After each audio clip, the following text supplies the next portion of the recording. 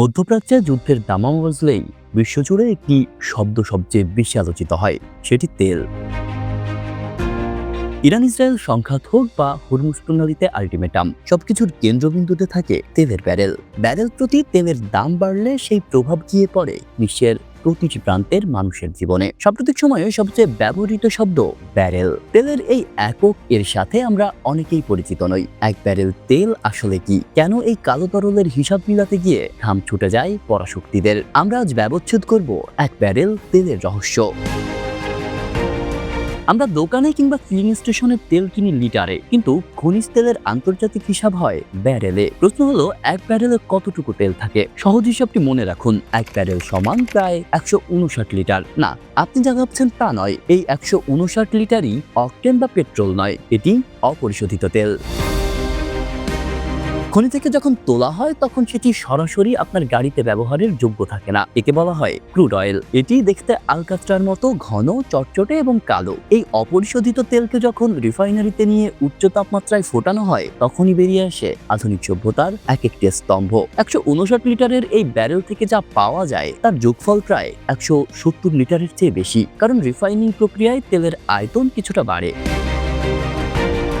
এবার আসুন জেনে নেই, এক ব্যারেল ক্রুড অয়েল প্রক্রিয়াজাত করার পর কি কি পাওয়া যায়। সবচেয়ে বেশি পাওয়া যায় গ্যাসোলিন, যার পরিমাণ প্রায় 73 লিটার। এই গ্যাসোলিনকে পেট্রোল ও অকটেন হিসেবে ব্যবহার করা যায়, যা দিয়ে একটি মাঝারি গাড়ি 280 মাইলের বেশি পথ চলতে পারে। পরবর্তীতে ধাপে ধাপে পাওয়া যায় 38 লিটার ডিজেল ও হিটিং অয়েল, যা বড় ট্রাক, জাহাজ বা জেনারেটরের প্রাণ। জেট ফুয়েল পাওয়া যায় প্রায় 15 লিটার, যা আপনার আকাশপথের ভ্রমণ নিশ্চিত করে। জ্বালানির মধ্যে আরও পাওয়া যায় রান্নার গ্যাস বা এলপিজি, যা দিয়ে 12টি ছোট ক্যাম্পিং সিলিন্ডার ভর্তি করা সম্ভব।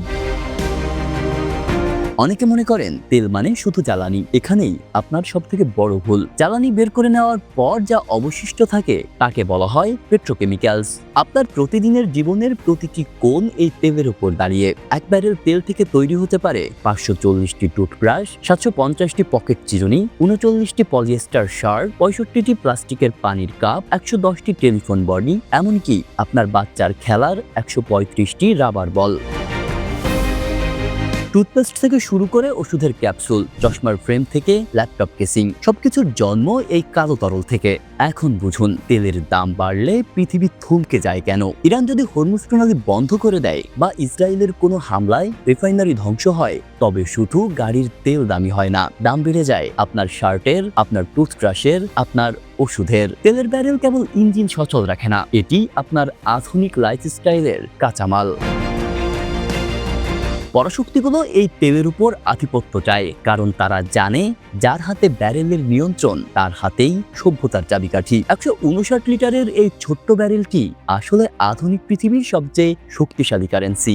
আপনার কি মনে হয়, তেলের এই আকাশচুম্বী নির্ভরতাই কি আমাদের আধুনিক সভ্যতার সবচেয়ে বড় দুর্বলতা, নাকি আমরা বিকল্প খুঁজে নিতে পারবো? কমেন্টে আপনার মতামত জানান।